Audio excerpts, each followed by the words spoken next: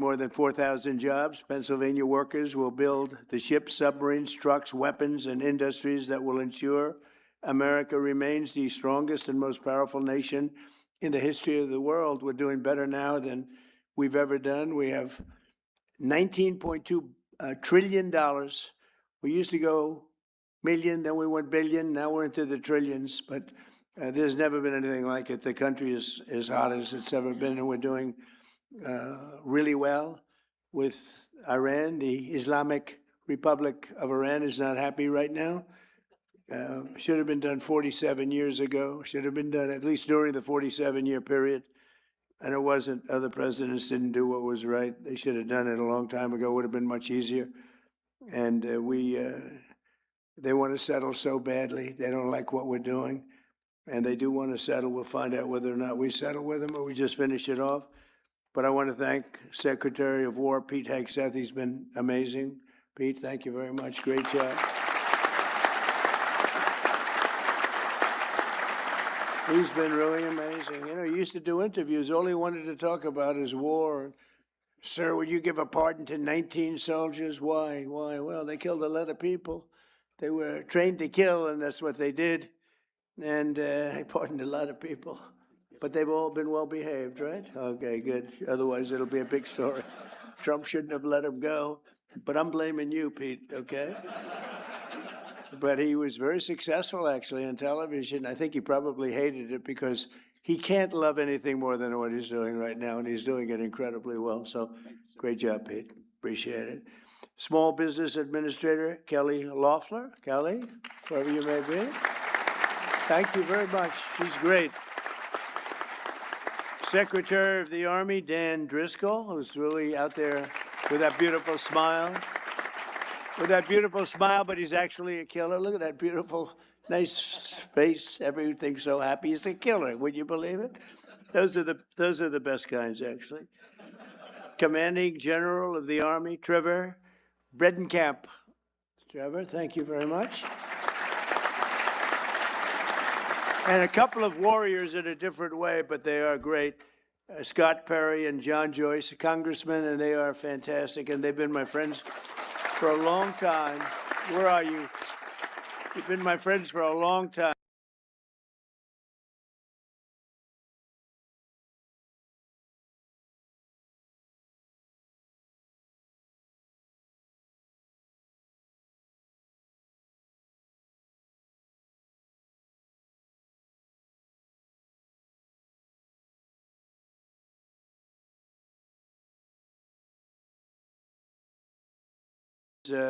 He doesn't have what it takes. Now, people think that's a horrible statement to make, but that's the way politics is. That's the way it is. I tell the truth. Attorney General David Sunday. David, thank you very much. Great job, I hear. And probably the most important person in the room is Senator McCormick's wife, Dina. I mean, I know Dina. Dina worked for me for 4 years. She worked for me. I know her almost as well as David, hopefully not quite as well. But Dina has been, she's been amazing, and she's gotten a very nice position as the president of Meta, working with a very good guy. So a lot of good people, but one in particular, so good luck, and doing a fantastic job. Thank you. She was great. She worked in the administration, first term, and she was fantastic. We also have a big name, a very big name, a very brilliant name, somebody who's done, I guess, in the history, I'll make enemies when I say this, but I shouldn't because I think it's true. Jamie Dimon is maybe the greatest banker in this country in many, many decades. So, CEO of J.P. Morgan Chase. Thank you, Jamie. The president of General Dynamics, Danny Deep, and you know, they make the greatest submarine in the world. They just have to make them faster. Danny, will you please make them faster? That's true with all of the munitions people, actually. Faster, we need a little more speed. We have the best quality in the world, but we need a little more speed. The president of Hanwha Defense USA, Michael Coulter. Thank you, Michael, out there. The president and total boss of Boeing, that's Kelly Ortberg, who's a terrific guy. I think he just gave me the award for being the salesman of, he started of the year. I said, that's not the year. Then he said, what about the decade? Nope, much more than that. So it's the salesman in the history of Boeing. I have sold more Boeing planes, over 1,000, and nobody comes close. You know what I got for that? Nothing. I get nothing. Now, if I was in the private sector, I'd say I want a piece of the company for that, right? But Kelly, you've done a great job. You're bringing it really back, and you're up to 44 planes now. At 44, they're producing the planes at a very rapid rate, and Kelly has done a tremendous job. President of Northrop Grumman, Kathy Warden, showed us a plane that I like a lot. President of Lockheed Martin, Jim Takelet. Jim, thank you very much. Thank you, Jim. Good job you're doing. President and COO of Blackstone, a friend of mine from the real estate wars. He was a brilliant guy. I always said, this guy's always there first. What's with him? John Gray, he's a real estate genius, and other geniuses. Now real estate, he doesn't even have to participate, he said, but you've done a great job, and say hello to you-know-who. He's a tremendous guy. He's been a big help. Steve has been a big help. Co-chairman of TWG Global, Thomas Tull. Thank you, Thomas. CEO of Divergent Technologies, Lucas Zinger. I just saw some of their technology. It's amazing. I saw some of those things backstage. You don't want to talk about them. They're pretty amazing. CEO of EQT, Toby Rice. Thank you, Toby. President of North America's Building Trades Unions. He's the most powerful man in the room. It's Dina for the women, and it's this guy for the men. Sean McGarvey. Thanks. Thanks, Sean. Sean McGarvey, good guy too. And the founder of Valor Equity Partners, Antonio Gracious, and he's somebody highly respected by everybody, including my family, my kids, and also helped us tremendously working at the early stages of the administration with costs, because we inherited a cost mess, and he was fantastic, and I want to thank him, and Elon too. Elon did a fantastic job. This year we're celebrating the 250th anniversary of American freedom, and no state has been more central to protecting that freedom than the Commonwealth of Pennsylvania. Pennsylvania is where America declared its independence, where George Washington crossed to Delaware, where the Union was saved by the heroes of Gettysburg. What a war that was when you read about it. And where Pennsylvania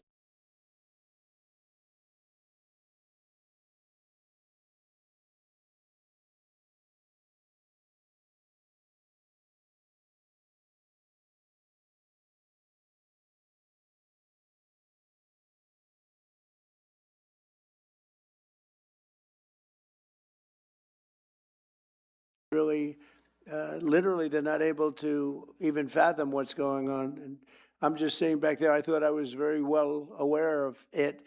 And then I'm meeting people, very well-known people, and they're saying what they're doing here. We got to get the word out a little bit, because this is very much of a miracle, very much of a miracle. Highly respected people. The talent and innovation in this room will keep America safe for many.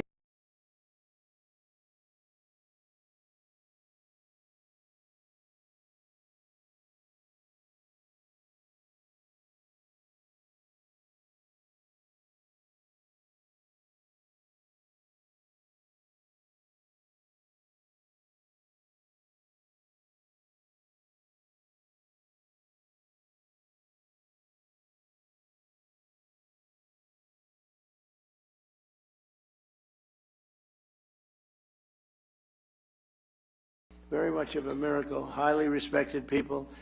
The talent and innovation in this room will keep America safe for many years to come.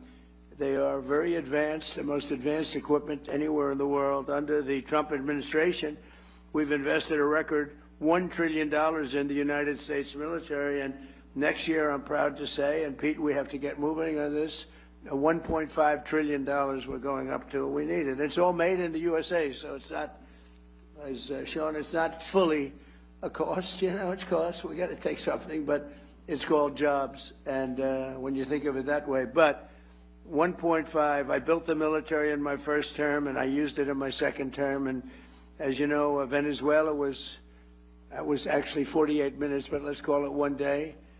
And we've paid for the cost of that war 50 times over, more than 50 times over already. And they've been great. The people from Venezuela, the leadership has been fantastic.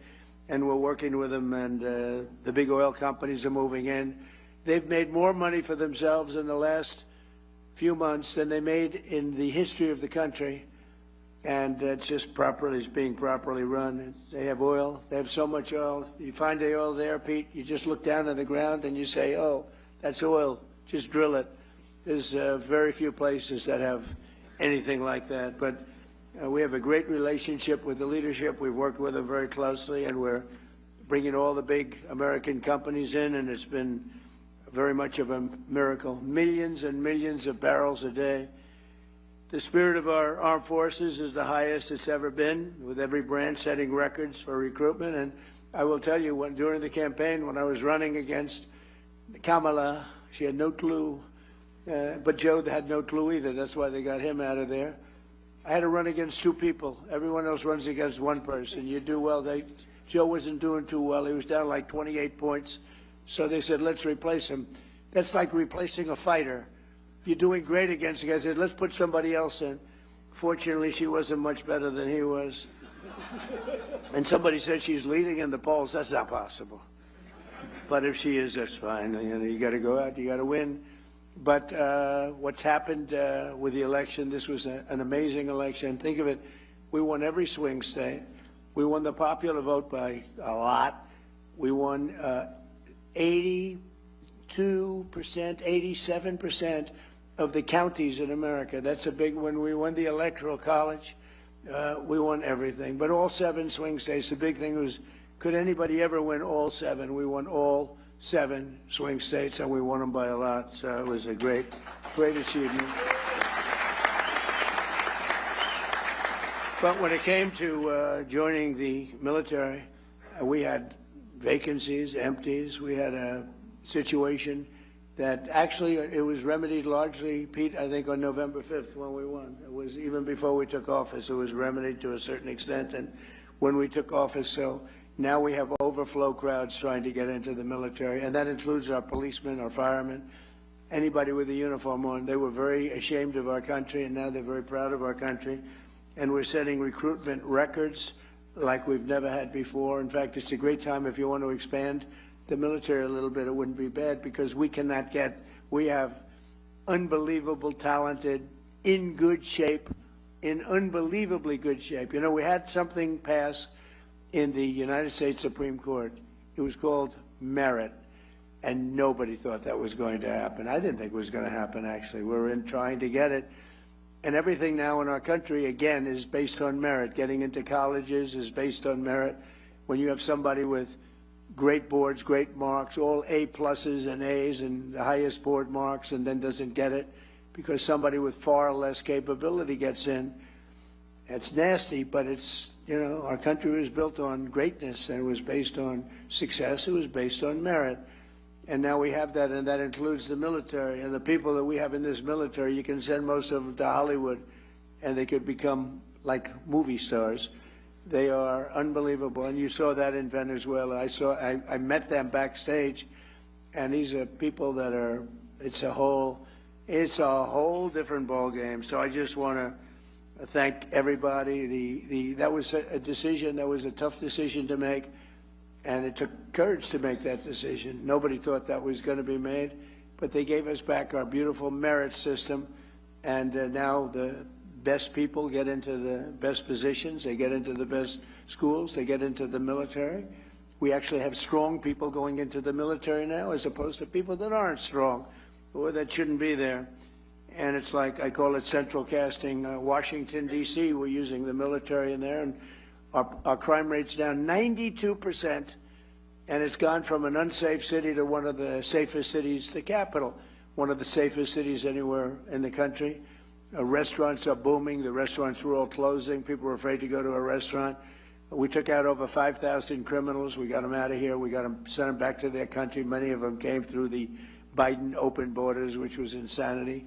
We got them out of this country, and we did a real job in Washington, D.C., and I will say Memphis is a similar kind of a thing, a little we started it a little bit later, but they're down in crime 78%. And New Orleans, Louisiana, the governor called me up, Jeff Landry, great guy. He called me and he said, we have a problem. We have the Mardi Gras coming up, and this place is loaded up with crime.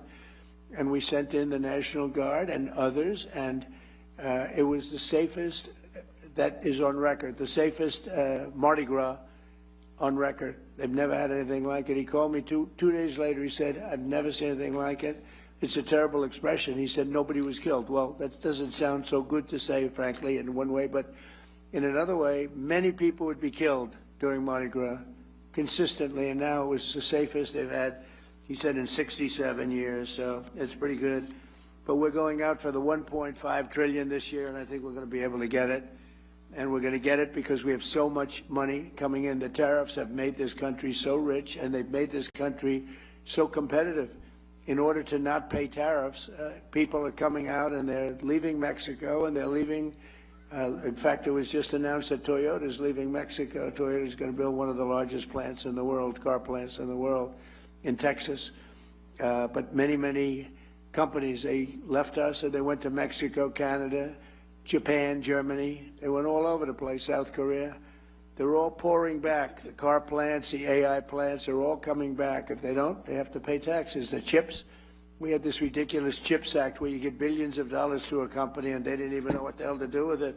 You give them billions of dollars, they say they're going to build. Nobody knew what to do with it. And of course, the standards were so high. If you weren't transgender, as an example, you didn't qualify. So they get the money, they'd hire, they'd look all over for transgender people to run the company, large portions. They couldn't find them. They weren't into the chip-making business, I guess, right? They had other things on their mind.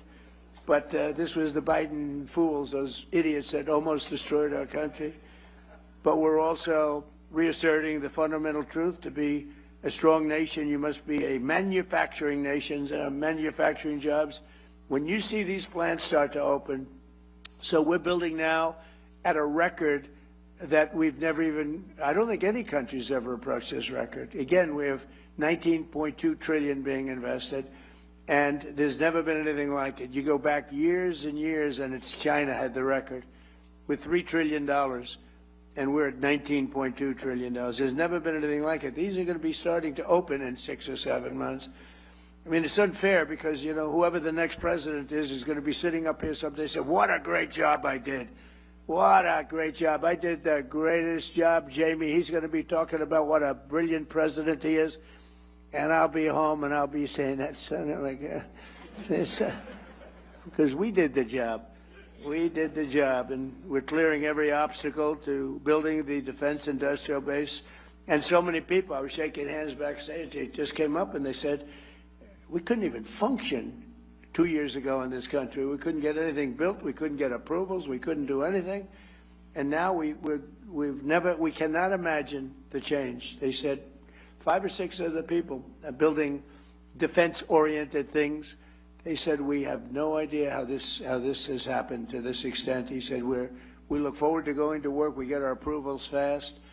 We came up with a concept like on AI and other things that are big. Rather than going to our old, very old and fragile grid, we maintain it, but it's old and not up to date.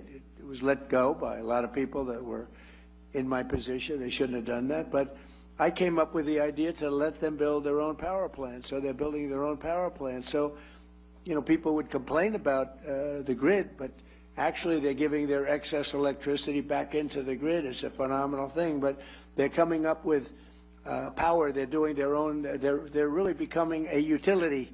They're becoming, actually, in addition to AI, they're also becoming utility. And they're building some of the greatest power plants anyone has ever seen. We don't want wind because it's terrible. Doesn't work. These countries that go to wind, you go to wind, you lose your way, you go out of business. Look at what's happening in the United Kingdom. Wind all over the place. Doesn't work. Too expensive. Everything's made in China. And remember, you have to replace them after 8 or 9 years. You know, it's wonderful if they were there, but you got to replace them all the time because they wear out. The salt water kills them. It's ridiculous. And we have the oil and gas. We have a number of people back there with the nuclear. Nuclear is hot. It's become safe, and we got to keep it safe, but it's become safe. But we have tremendous new things happening, and some of these power plants that are being used for AI and other things that they're building are so far advanced from what you're used to. When you look at Con Edison, you look at the old companies, it's fine.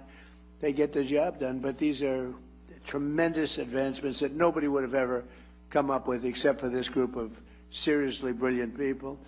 After decades of foreign countries ransacking Pennsylvania and all of our country, they ransacked our country and stealing our jobs, I imposed historic tariffs to protect the American copper, aluminum, steel, and many, many other projects like cars.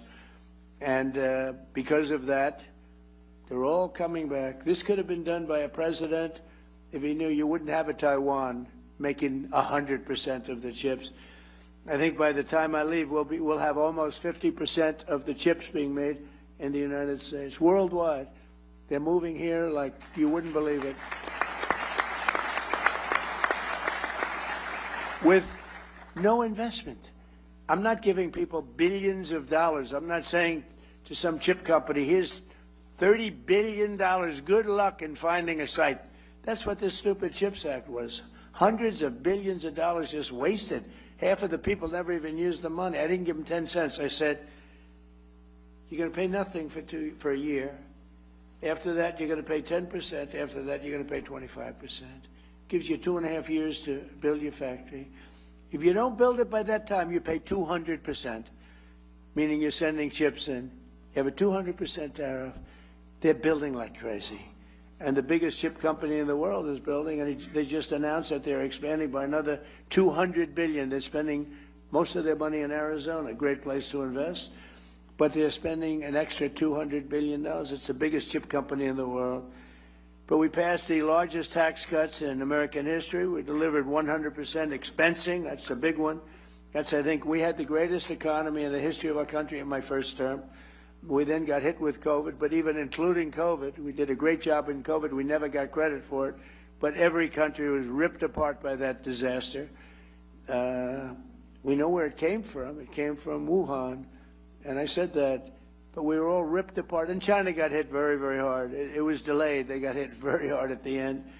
But it was a terrible thing, but we had the greatest economy in history.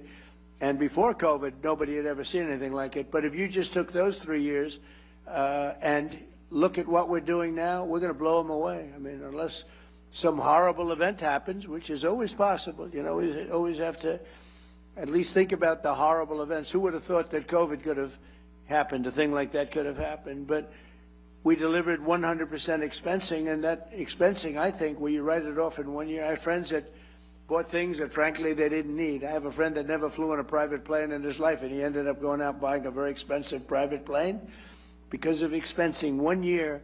And a lot of you're building your plants, more importantly than an example like that. You're building your plant and equipment. Jamie can expand his bank, write off everything in the first year. And you're doing a nice job. Your building is beautiful, by the way. It's great. You can write that sucker off in 1 year. Can you believe it? Now that stands up there, that steel. I want to know that steel contractor. He did a good job. A great job, actually. But we delivered 100%, and I felt it was very important to do so. And it goes for a 10-year period. So it doesn't just, I actually want to make it for 1 year because I figured everybody's going to come. 10 years is too long, but we had a couple of senators that really wanted, including a man named Lindsey Graham, who we love. And Lindsey, we pay you respect because he was some special guy. Lindsey, David, was a big proponent of 10 years instead of 1. In other words, you could use this for 10 years instead of 1. I said, but Lindsey, 10 years is too long. It lets them, it gives them too much time. He said, oh, no, we have to do this. I said, no, go ahead, Lindsey. What the hell do you know about business, Lindsey, right? But he was great. We're going to miss him, right, David? We're going to miss that guy. What a way he was.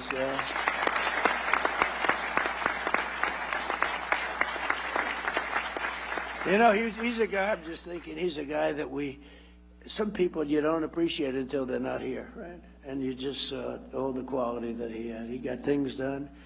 He could even deal with Democrats. If I needed a Democrat, I could go to Lindsey, and Lindsey would take him out and wine him and dine him and say, I got him for you, right? There aren't too many people could do that. David and I know it very well. But the expensing was so important. I think it's really what led to the tremendous success, because we had it in the first year and in the first administration. And I think that was what led to the single most important thing, I think, in terms of investment was the one-year expensing. I think people were building, sometimes maybe they shouldn't have been, but they were building at levels, and then it caught up. We passed the largest regulation cuts in American history by far, and we unleashed American energy, including Pennsylvania oil, gas, and clean, beautiful coal. We're back in the coal business. We have so much technology and changes have been made in coal. And in the Trump administration, you're not allowed to use the word coal without preceding it by the words clean, beautiful. And Chris Wright, who you know so well, and Doug Burgum, they've been a fantastic team. And they were making a speech. And I said, nobody can say coal without preceding it with clean, beautiful. But this whole speech was on coal. And they kept saying, clean, beautiful coal, clean, beautiful coal. And I said, okay, it's enough. You know, but it is. It's and look, you know, I hate to say it, but it's what China uses. They're building now 58 massive coal plants. And, you know, they're responsible for building the windmills. And I said, how many windmills are they building in terms of using on their land? John, I want to know, if you see any, let us know. They got coal plants all over the place, but they build the windmills. But the only one they have that I know of is one that they want to use. They use it they don't use it in terms of energy. They showed people, look how beautiful this is, as those poor suckers buy those windmills and lose their ass. But it's a terrible form of energy, most expensive form of energy. It's intermittent, doesn't work, and in my opinion, it kills the environment. It kills the birds, but it's visually, it's terrible. It's terrible. It's a terrible thing. And I'm proud to say that we have approved almost none, I think none, but we are, everybody's under an order. No wind, we don't want the windmills. We don't want them. And let somebody else use them. But everybody using them is in very big trouble. They're in energy trouble because they don't work, and very expensive, most expensive form of energy, and they don't work. And I've been saying it for 4 or 5 years, and people still buy them. Maybe not quite like they used to, but people still buy them. It's crazy. But we unleashed American energy, including the Pennsylvania oil, and the Pennsylvania oil is doing unbelievably well. We saved the great American company, U.S. Steel, and I worked with Selena Zito. I don't know if Selena's here. Selena here? She's so... Where's Selena? Where is Selena? I love Selena. Where is she? She's queen of the Rust Belt. But you're no longer the Rust Belt. You're really the Money Belt. I have a new name. Selena, are you here? Come on up here, Selena, will you? She's the queen. She is the queen of the Rust Belt. Now she's the queen of the... And be careful. Don't fall down the stairs like Biden. Come on, Selena, get down here. Grab her, everybody. I want to show you a woman that knows what she's doing. You know? She knows what she's doing. I had no idea she'd be here, but anything having to do with Pennsylvania, any of these great states, she's around. Well, Selena, I want to thank you. You're really talented. That's only because she writes so well about me. You know, if she wrote badly, I'd say, get her the hell out of here. Selena, thank you, honey, very much. We appreciate it. Really amazing person. Thank you.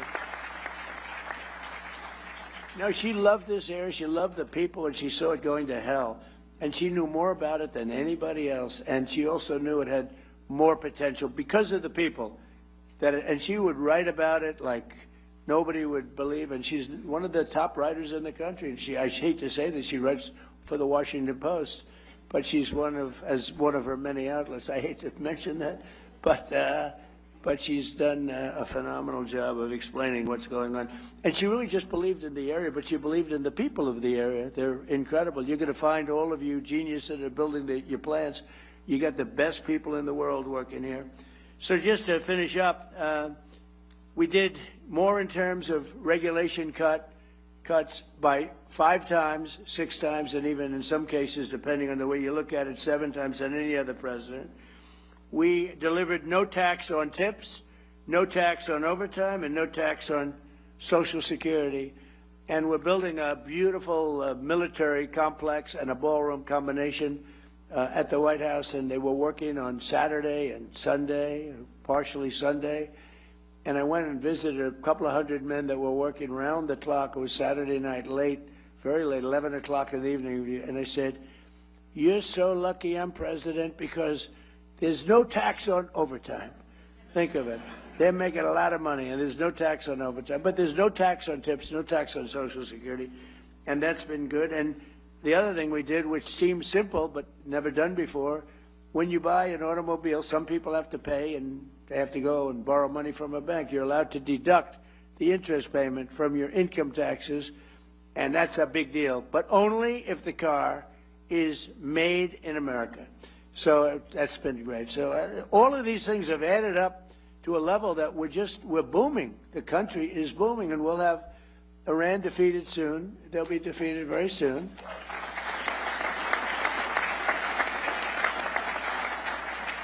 And then I guess it'll be even better. But you know, even during this, it's been amazing. I mean, to think. So I call it a military operation, but call it whatever you want. It's incredible. It's like it hasn't made a dent. A lot of people thought oil would go up to $350 a barrel, and today it's at $79. A couple of days ago, it was at 68.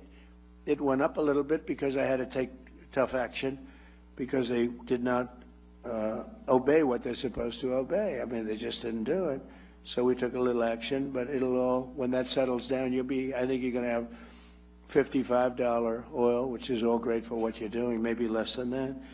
But this year alone, we've added 18,000 new manufacturing jobs, and that number could go up by 10 and 15 times as these factories begin to open, including, remember Obama used to say, "You'll never have another manufacturing job in the United States." Can you imagine?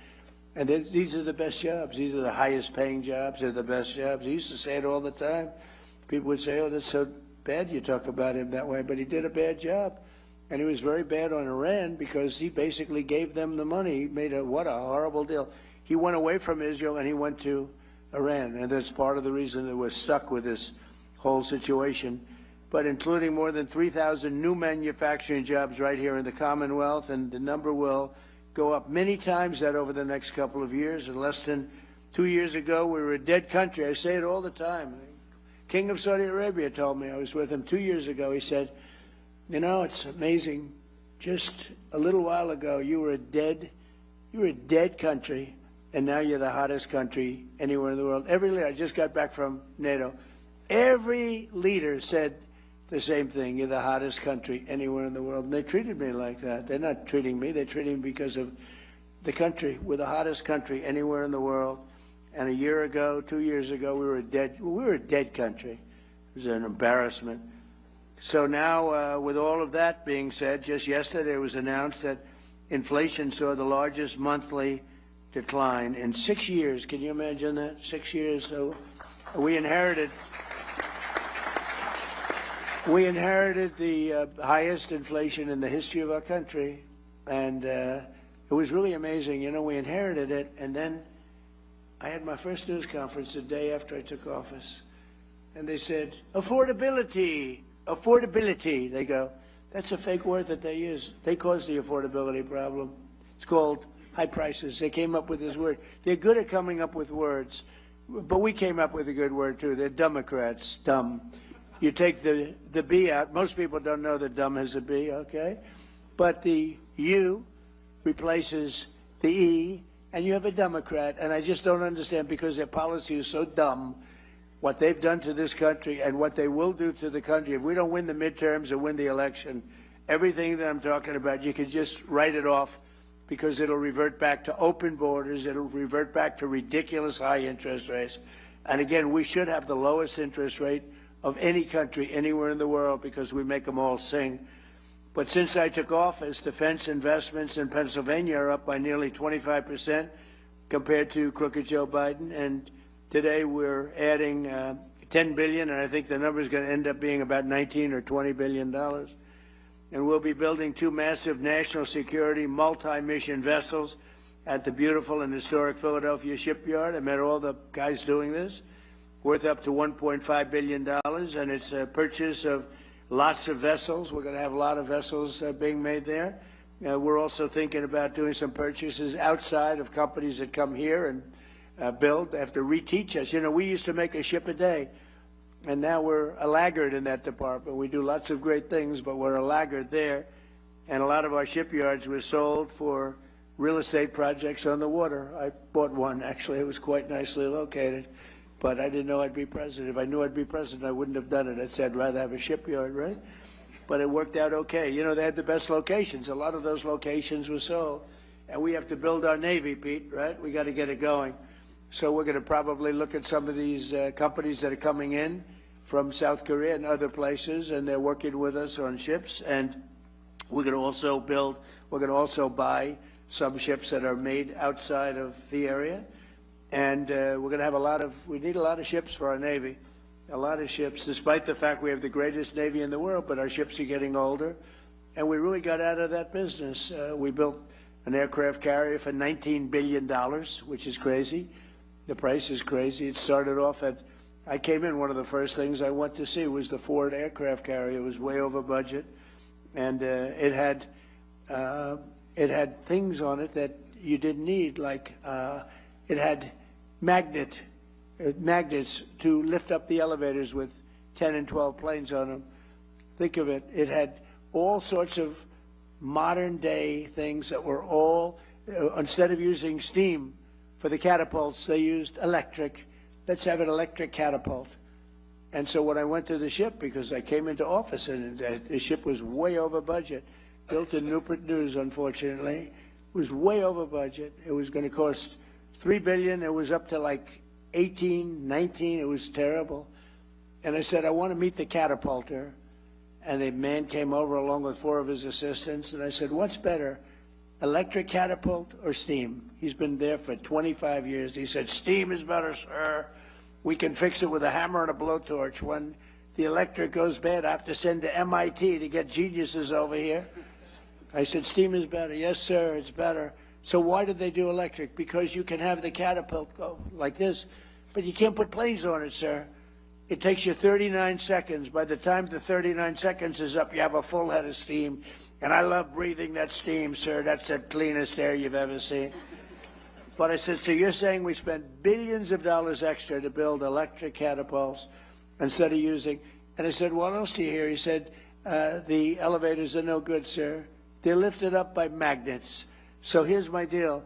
I said, when Caterpillar tractor, and I watch more tractors than any human being on earth, rip rock, right through rock. It's all hydraulic. So I said, when Caterpillar goes into the business of using magnets to lift up their little blades, when they go in and when they go away from hydraulic, I'll tell you what, I'm going to do something. I'm going to start using magnets, but we don't want to use them. So we're not letting Pete, we're not letting any more ships be built with the ridiculous, the billions of dollars more they spent on electric catapults, and they're not good. They're not nearly as good, too complex. And by the way, we had to call the ship in twice because their catapults didn't work, and I predicted that was true. And the same thing with the magnetic elevators. We want them to be made hydraulic, which it can be hit by lightning, it can be hit by anything. When a little water touches the magnets, it doesn't work anymore. And you're in the Atlantic Ocean with waves that are 60 feet high, and the Pacific Ocean with waves that are 70 feet high, and they're talking about magnets. It makes you want to get sick. I actually called in the architect of the ship, and I said, have you designed a ship before? Well, I haven't spent a lot of time on that, sir. No. Even the cab, you know, the tower, they have it in the back instead of in the middle. It's supposed to be in the middle where you have more room. I said, why'd you move there? Well, we thought it was very good. Why did you do it? And why is the ammunition under where the admiral is, the tower? They have the tower, and they have the ammunition under the tower. I say, if I'm the enemy, I know where I'm aiming. These people, and the thing costs like $20 billion. It's ridiculous. All right, so we're changing all of that, right, Peter? You'll be fired so fast if you don't. No, but a lot of this is common sense stuff, really. I mean, I hope I'm not boring anybody, but it's all common sense. This isn't exactly part of my speech, but I got to tell you. You know, I'm getting it all out now, all the anger I have when I hear about electric catapults that don't work. Crazy. It's crazy, but okay. I hate to mention this name now because they're a little slower than we want, but that's okay. General Dynamics will invest $2.5 billion in Rhodes Industries to build Navy submarines. They make the greatest submarine in the world. We're 10 years advanced over probably Russia is number two. We have to make them faster. That's the only thing. We need submarines. But they make a great product. In all the cases, we make, if you look at the Patriot missile, if you look at the Tomahawk, which is the offensive, if you look at all of the things, they're better. We have to make them faster. That's the only thing. And Dan, you got to get them going a little bit, right? We have to make them faster. And Pete and I have meetings with them every month, and they're all building new plant and equipment. Boeing is building it. I see, Kelly, a lot of them, 4 of them, and it's very important. So this massive new investment by General Dynamics is going to create right here 1,500 new jobs. The munitions firm Day and Zimmerman in Philadelphia will provide $2.3 billion worth of operations, maintenance, and support to the Hawthorne Army Depot. And EOS in Pittsburgh have just agreed to a multi-million-dollar partnership with the Department of War to build, oh, we love that name better. We won World War I. We won World War II. Then we decide to go politically correct. Let's go with defense. No, it's war. And I said to Pete, Pete, don't you like that better? He said, it used to be Department of War. And then we got politically correct. And we go in and knock out the Middle East and go home. Everybody said, why did we do that? What did we get? But we did. We had greatness, and that's what we have again. Now we have greatness again. As an example, Venezuela. Where'd you have it? When was the last time you heard that you had a war and you paid for it 50 times over? We have wars and we lose money. We have wars, we blow up something and we leave, and everybody said, what was the purpose of that? Nobody can answer the question. We don't do that anymore. But EOS in Pittsburgh just agreed to a multi-million-dollar partnership with the Department of War to build energy storage technology in support of our Golden Dome missile defense shield. We're building a Golden Dome over our country, and it's going to be a very effective one. We had 111 missiles shot a few weeks ago by our lovely friends from Iran. They were aimed at the Abraham Lincoln, which is a beautiful aircraft carrier, by the way. The SS Abraham Lincoln, 111 in a short period of time. Out of the 111 missiles shot, 111 missiles were knocked into the sea easily. Think of that.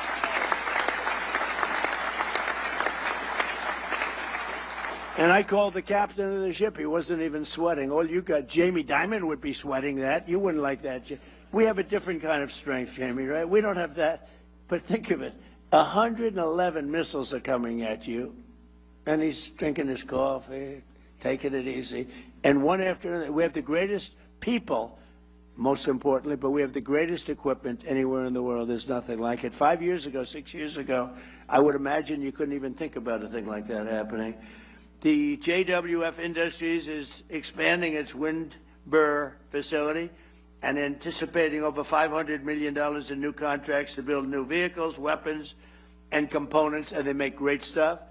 Voyager Technologies will be investing hundreds of millions of dollars in turning Pittsburgh into an international robotics and space technology hub. And the robotics is so important because, again, we have the most people working right now in the United States than ever before. We need manpower and woman power. The AI software company Air will be spending $450 million to expand their Pittsburgh office, and Carnegie Robotics in Pittsburgh will have the chance to produce hundreds of millions of dollars worth of autonomous technology for the United States Army and its vehicles. The Firepoint Energy in Tunnelton will be investing at least $170 million in pilot program to convert coal waste into jet fuel, electrical power, and critical minerals. And I hope you're going to do magnets. Somebody out there, I hope you're all brilliant people. Magnets. Do magnets, okay? I'll tell you how to make money. Do magnets. You're doing a lot of great stuff. Do magnets. Because one thing we don't have, but we're getting close, but do magnets. So I hope John Gray is listening to me so he can give him a couple of bucks and go into the magnet business. I guarantee it's going to be a success. It's one thing we don't, for some reason, it's not complex, not hard. We have the material. For some reason, they just don't, they don't do it. We need magnets. So one of you companies out there, go out, I'll teach you how to make money. Just do it. Companies like Adelon, Kratos, Advanced Cooling Technologies, Sphere Brake Defense, JP Morgan Chase, and Q Intel, among many others, will be expanding their investments all across the Commonwealth of Pennsylvania. In addition, the defense subsidiary of the legendary Pennsylvania company, Mack Trucks. Oh, I met him the other day. Where's Mr. Mack Truck? Where the hell are you? He was great, making a beautiful, thank you very much, making a beautiful truck. He's trying to sell 15,000 of them to us, 15. I said, how many are you looking to sell? Sir, 15,000. I thought he said 15 because it's a big, beautiful truck. I made a speech 2-3 weeks ago, and they had a sample of the truck right behind where I spoke. It made me look very small, sort of like Dukakis, remember, in the tank? I said, get that truck the hell out of here. I immediately thought of Dukakis with the helmet and the massive helmet, the massive tank, and you didn't even see him. That was not good. He went down 20 points after that. So I said, get that truck out. But the truck was amazing, actually. But I said, how many? He said 15,000. I thought he said 15. So I said, he's going to sell 15. That's a lot of trucks. He said, no, actually 15,000, sir. So, but it's a beautiful truck, and I think he's got a good shot at doing it. And he'll be building $222 million worth of powerful new vehicles for our military already in a different truck. And Mack Truck is doing really well, and they've been great. And because we're here in Pennsylvania, where State Trooper Michael Farrow was killed just 2 weeks ago by an illegal alien operating a semi-truck on a commercial driver's license, which he should never have had. He was here illegally, came in through Biden. Today I'm making one more important announcement. My administration will soon take historic action to get illegal alien truck drivers who are just killing a lot of people. They can't read signs. Many of them are on drugs or alcohol, and they shouldn't be driving these things, and they came in totally illegally, and we don't want them, but they are driving all over American roadways, and we're going to replace them with proud American veterans who are going to take our veterans, who are going to make them, we're going to teach them a lot about driving trucks, and in many cases they know. We're going to say any American who's driven a heavy truck for our military will automatically be eligible for a commercial driver's license. So we're going to get them taken care of. And the radical left is very much opposed to that, but it doesn't matter what they want because we're the ones that are running it. And just to finish, I want to thank our great Speaker of the House, Mike Johnson. He's fantastic, that man. And the House Budget Chairman, Jody Arrington, for launching an effort to get the Save America Act passed, including voter, I mean, it's so basic, voter photo ID identification, proof of citizenship, and hopefully no corrupt mail-in ballots. We'll have exceptions for the military. We'll have exceptions for disability, for people that are not feeling well, or for people that are on vacation or anything. We're going to make it very easy.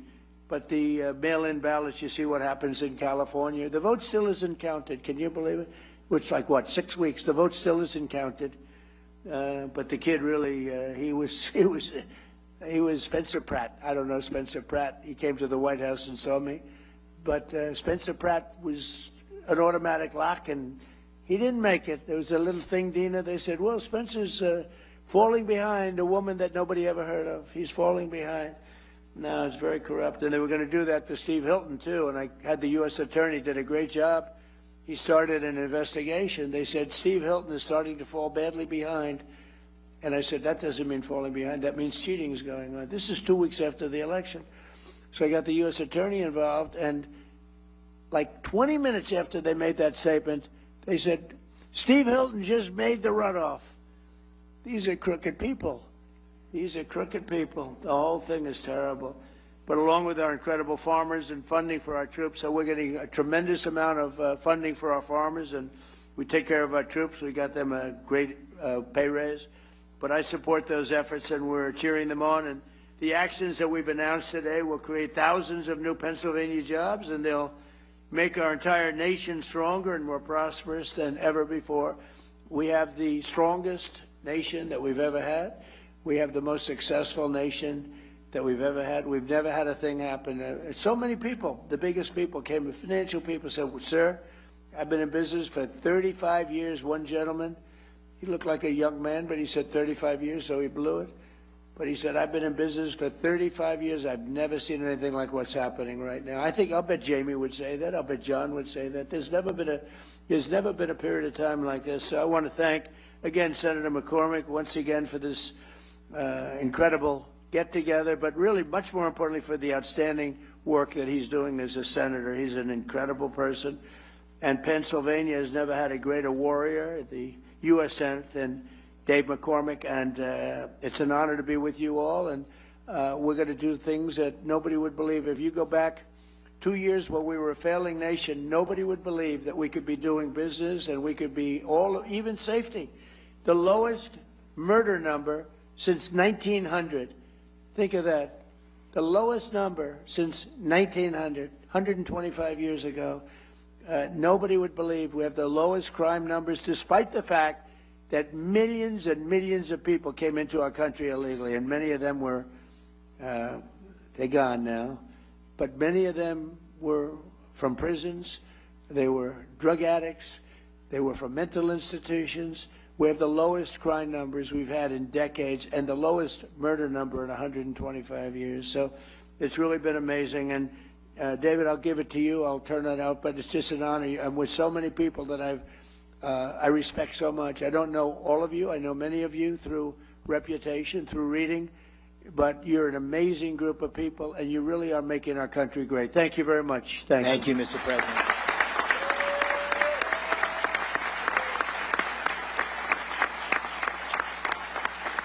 Thank you. Thank you, sir.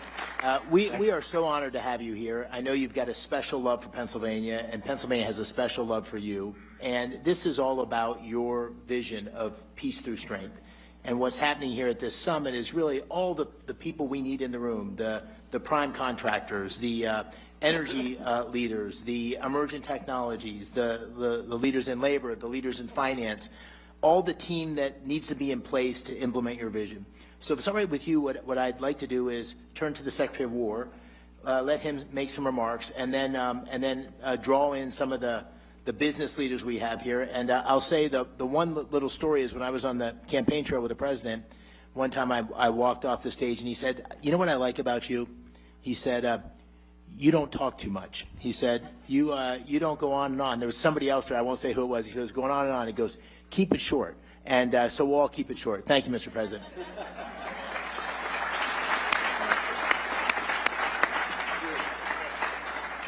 Senator, that was a good warning and a good reminder. For sure. Mr. President, it is true to say that there has never been a moment like this or a stage like this where innovators, prime contractors, private equity, titans of industry, labor leaders, defense leaders have come together for this type of moment. There's never been a moment like this where the aperture has opened up inside the Department of Defense for defense and the second word, innovation. Your demand of me as a business leader and a builder is that we move at the speed of business and competition and speed and scale. And that's what these folks have funded and founded in their companies. But our bureaucracy was built to keep most of you out. And we've been waging a war of attrition against the Pentagon bureaucracy to open up the aperture and make sure competition and speed and innovation and commercial options have a seat at the table. Not just great prime contractors who've been there for a long time, but many of our great companies that make many of our best systems started to look a lot more like the government than they looked like business. And so what the president does behind the Resolute desk with prime contractors, and you've been at those meetings and I've been at those meetings, and it's a reminder to all of us that our nation needs the best weapons, not tomorrow, but today. And we need these companies not just adding an extra shift to the factory, but investing in another plant and another plant and another manufacturing line, which is what's happening here in Pennsylvania and all around the country. So when you talk about the arsenal of freedom, this is only something that a builder-in-chief could unleash, and you're doing it, sir, on American manufacturing and our industrial base across the country in energy. But in defense specifically, this is a generational investment in the future of our warfighting capabilities that our country has not seen since Ronald Reagan, and this one is bigger. Because what Joe Biden and previous administrations did to our military, you talk about a dead country. Well, we had a dead department, a Department of Defense, that was doing things the old way, sending the same money in the wrong direction, red tape, and monopolizing certain platforms. And you said we won't do it anymore, and the American warfighter requires that we change how we do these things. And we're going to hold the big guys accountable, which is what you do behind the Resolute desk with executive orders and no stock buybacks and no more delays. And we demand that you build new plants. And then we're also going to make sure the new runners, the fast runners, the young guys, the companies, the tech companies, our best innovators have the ability to get into the Defense Department. You shouldn't have to sue your way in to the Department of War, which is what companies in the past have had to do in order to compete. I hope these companies can attest the fact that because of President Trump's leadership, we have an entirely different department.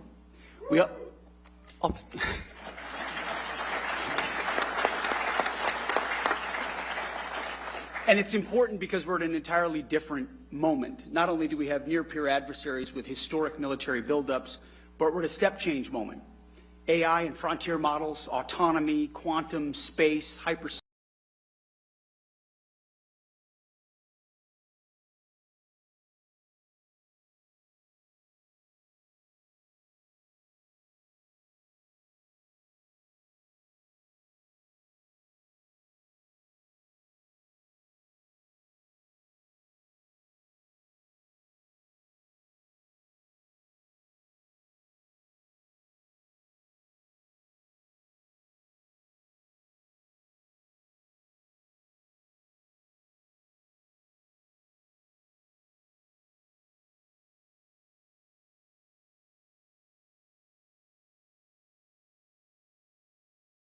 Thank you, Mr. Secretary. Thanks for everything you're doing. You know, last year, it was almost a year to the day, Mr. President, where you were in Pittsburgh for the Energy and Innovation Summit that Dina and I hosted. And one of the biggest announcements on that day was John Gray from Blackstone, a $25 billion announcement. And so I thought we might start with a year later. Here's where we are. And I think what you're hearing from the business leaders in this room, the people in Pennsylvania, is the amount of investment and the level of activity is on fire. And John's a perfect example of that. So, John, if you could just give us a quick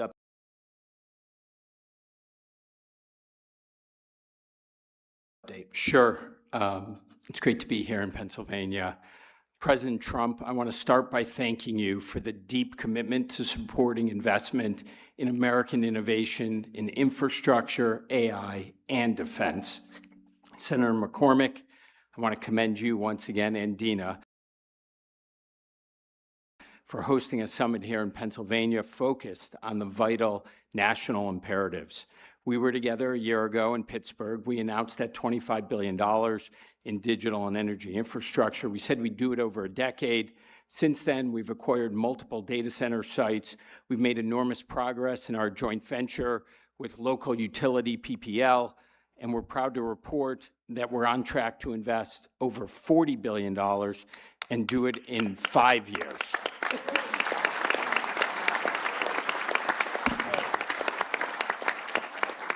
50% higher, 50% less time, not bad. These investments will create nearly 20,000 good-paying construction and permanent jobs, deliver meaningful benefits to communities, and help ensure that America stays at the forefront of the AI race. This would not have happened without the conference that you and the President hosted last year. We also got tremendous support from the governor in terms of infrastructure development. Everybody loves to complain that things are not working in the United States. Well, in Pennsylvania, they're working the way the founders intended 250 years ago. So congratulations to all of you. I would also just say last year, we talked about building critical infrastructure to power the innovation economy.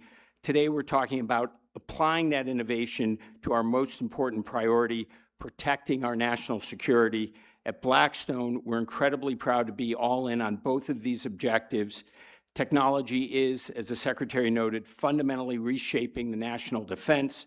It's going to require enormous amounts of private capital, not only to invest in the new innovation, but also to scale up production in a capacity-constrained world. and Blackstone is ready to help in a very big way. We've already invested $20 billion in defense and aerospace in the last 5 years. We expect the scale and pace of that investment to increase meaningfully from here.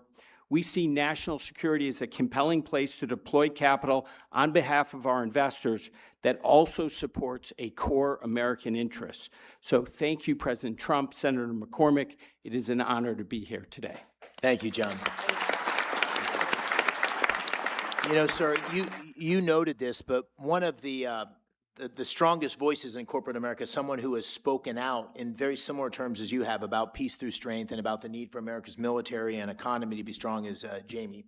And Jamie's really taken this on. He's written extensively about it and made this a priority for J.P. Morgan in terms of national defense and resilience. So, Jamie, I wanted to just call on you and ask you to describe why you think this is such a priority and how the things we're doing here and the President's agenda is supporting that. So thank you.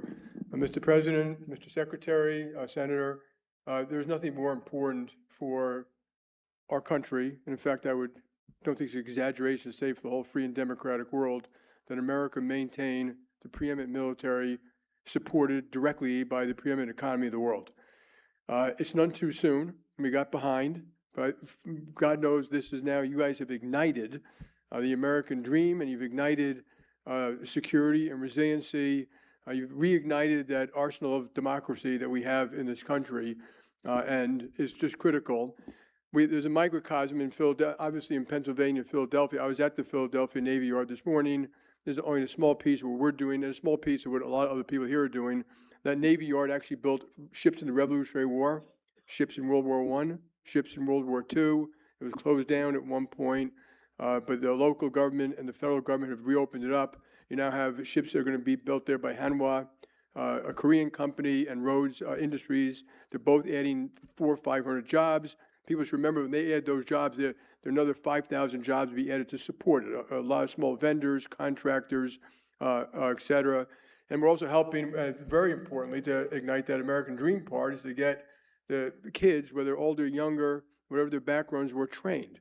And there's a school there, partially by Hanwha and partially by the government, to train welders. These welders get paid while they're in an apprenticeship. They get health care while they're in an apprenticeship. When they graduate, I think after 16 weeks or something like that, they make $80,000 a year. That is the American dream. They go on to buy a house, get married, have a family, et cetera. And this is one small effort, and that's one microcosm. We need to do this around the nation, in fact, to help some of the other nations around the world, friends and allies, do the best they can to rebuild some of their militaries. So my hats are off. I applaud everyone in this room who's helped with this effort. There's nothing more important to leave this world safe for our children. Mr. President, thank you. Thank you.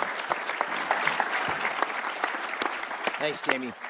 I know you know Jim Takelet well from Lockheed. A small fun fact, so when Lieutenant McCormick got on the plane to deploy for the Gulf War, Captain Takelet was the pilot of the plane out of Pope Air Force Base in North Carolina. And so we've known each other, I guess we got to know each other over the last decade or so. But Jim and all the major primes have big operations in Pennsylvania. And Jim, I think you have an announcement even today that I was unaware of until earlier today, which is great news. So please give us a quick update on what you're doing in PA. Definitely, Senator. Remember that thing he said to me about short. First of all, Mr. President, thank you for inspiring all of us to get together at an event like this. Secretary Hegseth, really appreciate your driving the acquisition transformation that is very much needed, as you just described. And Senator, this is an amazing gathering. For organizing it, you and Dina, really, we all owe you our thanks, so I appreciate doing that. So I was born and raised on the north side of Pittsburgh. My dad was a Boilermaker. And if I could have welded a straight bead and passed his test, Sean, I'd probably be in Boilermakers Local 154 in Pittsburgh right now. But it worked out that I'm here today with you. And people like my dad from Pennsylvania, the workers that we have in this state are why we have 5,000 employees here already. And what we're going to announce today is in our Archbald, Pennsylvania plant, where we make missile components for air defense missiles, sir. We're going to add another 700 jobs. We're going to double the size of the plant, invest $60 million, and add 160,000 square feet to that plant, doubling its size.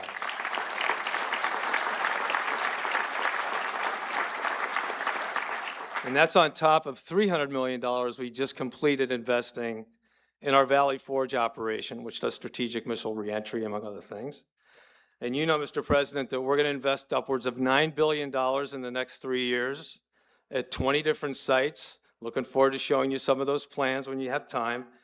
And we are going to continue to build with you and with the Secretary the Arsenal of Democracy, and Pennsylvania will be ground zero for that effort. Thanks, Senator. Thank you. And just real quickly, I'll keep us going. Danny Deep from General Dynamics. Danny is the president, and I had a chance to tour that 155 facility in Scranton, and you've got assets across Pennsylvania, another huge employer. Just give us a quick update on what's going on in Pennsylvania and how you see the future expanding based on what's the president's policies that have been put in place. Thank you, Senator. Secretary, Mr. President, thank you for your leadership here at home and abroad. It is inspiring. So here in Pennsylvania, when you talk about manufacturing muscle, this is really where we have a lot of muscle. 1,100 suppliers, 8 facilities around the Great Commonwealth. Over the last number of years, we've expanded artillery production by 4x. And over the next several years, we'll see it continue to grow. You mentioned Rhodes Industries in that $2.5 billion award. Let me give you a little bit on Rhodes Industries because it's a great story. This is a multi-generation company with family ownership, and they keep their promises. And now they have 10 years to look forward and add resources. Their workforce will increase by 5x. And they're expanding, and we're doing that all over the state with all of these 1,100 suppliers. And thank you for your leadership to do that. And we're committed to deliver Virginia-class and Columbia, and that's what Rhodes is going to work on. And we don't make aircraft carriers.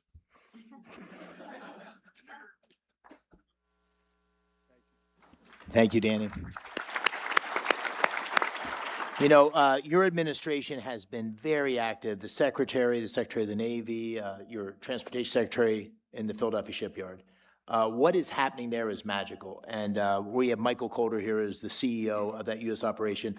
But it is with Hanwha's oversight and leadership, we are bringing next generation shipbuilding back to the United States. And it's incredibly exciting. Maybe just give us a quick update on that, Michael. Thank you, Senator.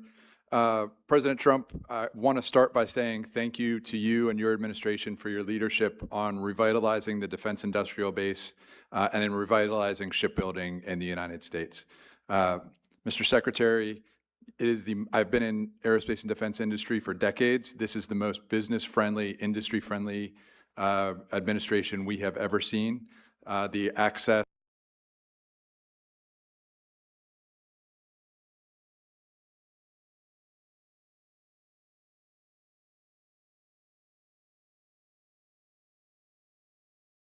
demand signal, Mr. President, that you have sent on defense budget.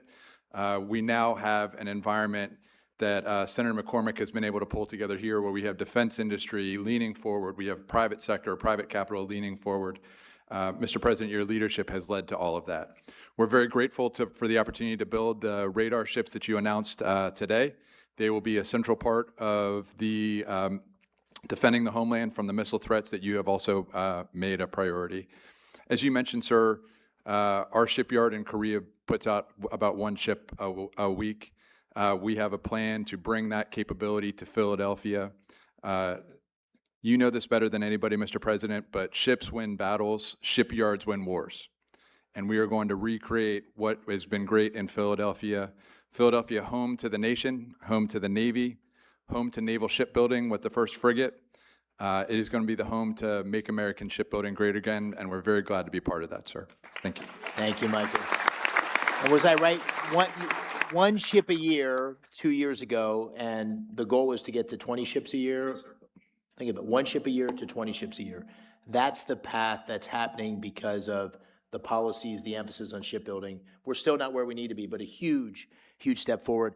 You know, this whole summit also, Mr. President, we have the defense primes here, but we have a lot of emergent technologies. There's 130 booths up here, Pennsylvania companies, AI, drones. It's incredible what we're seeing. And there's all sorts of capital coming into these emergent technologies in the defense tech space. And we have at the table here two of the really most successful investors in defense tech. So I'd like to ask them both to comment on that, because our future, as the Secretary said, is not just doubling down on the existing primes, although they play an incredibly important role. It's bringing in new entrants and new technologies and disruptors. And that's what we need for the future. So Antonio Gracias, who you know well, has been extremely successful in this space. Maybe you could give us a thought, Antonio, and then I'll turn to Thomas Toll. Thank you, Dave. I appreciate it very much, and thank you, Dave, for inviting me. Mr. President, it's been extraordinary. You know, I've been working in manufacturing defense tech actually since the mid-90s, and there's never been an environment like this. You're right, Secretary Hexeth, never. We have 5 companies here today, Anduril, Saronic, Hadrian, General Matter. We are literally seeing an environment and change at the DOW that is allowing these companies to accelerate and unleashing American entrepreneurship in the defense area. It's truly extraordinary, and I want to thank you. We needed it as a country for retaliation. We also need to defend ourselves. I think about my own children. If they're fighting a war, what they want to have, that's how we decide to invest in. And clearly, we want this technology. Thank you. We're very grateful. Thank you. Thank you, Antonio. Thomas? I live here in Pennsylvania, and the atmosphere that you've created, sir, under your leadership, Secretary Hegseth, Senator McCormick, we've invested billions of dollars in defense tech because we know that we need it. We know that we have to, we live in a dangerous world, and we have to defend that, and we have to be leaders. We've invested in companies like Gecko Robotics here in Pittsburgh. And without the change that you're causing, these things aren't possible. So I just want to say thank you very much, and it's going to make a massive difference for the next 20 years.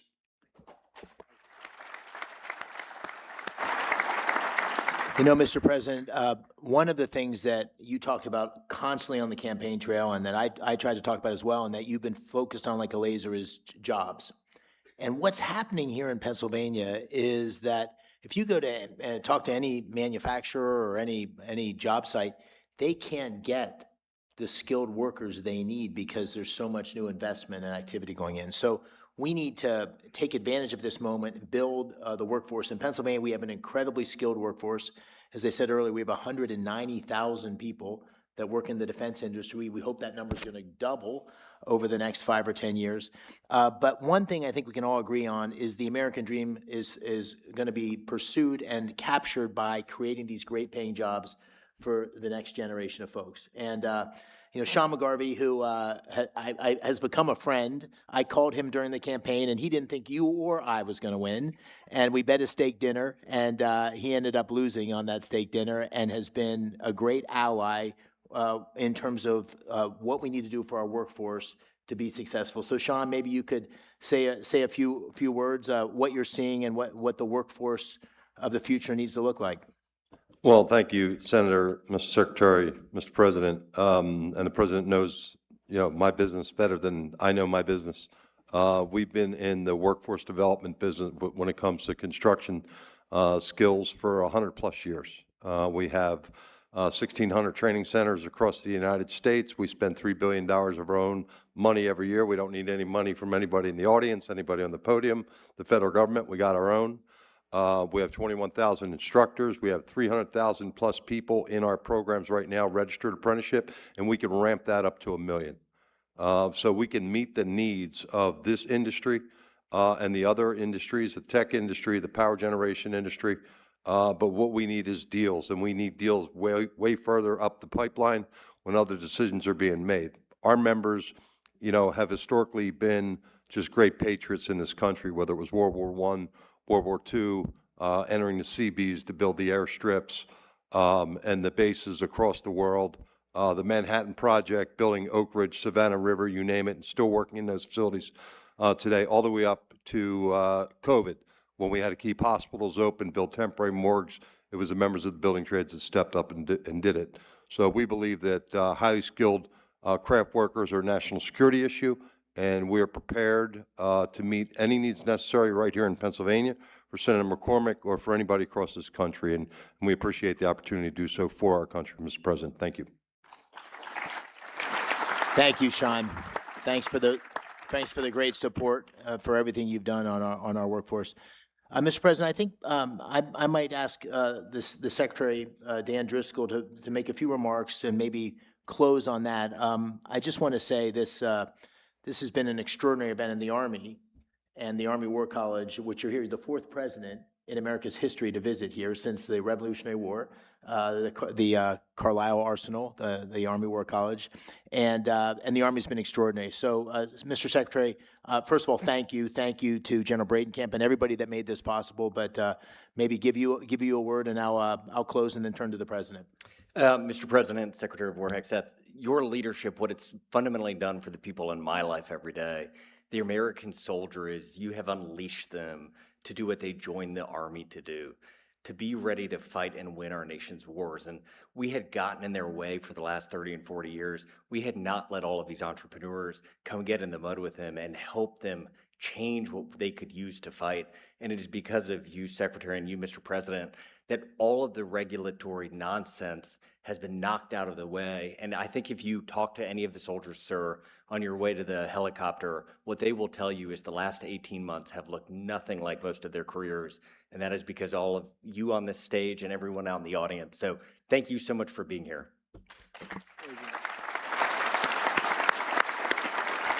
Mr. President, just let me close with the following remarks. I think we're in the middle of an enormous transformation in America that's being led as a result, or taking place as a result, of your leadership.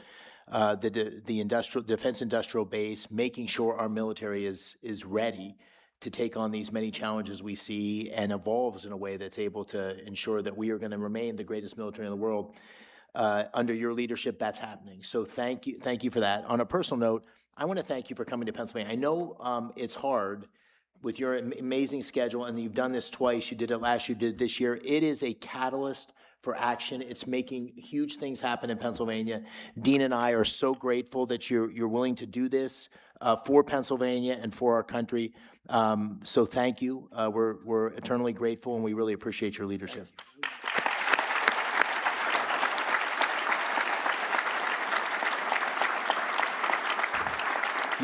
Sir, would you like the final word?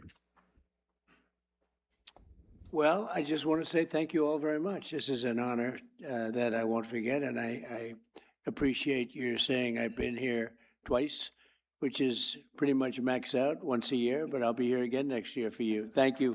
Thank you all very much. Ladies and gentlemen, the 45th and 47th President of the United States. Thank you.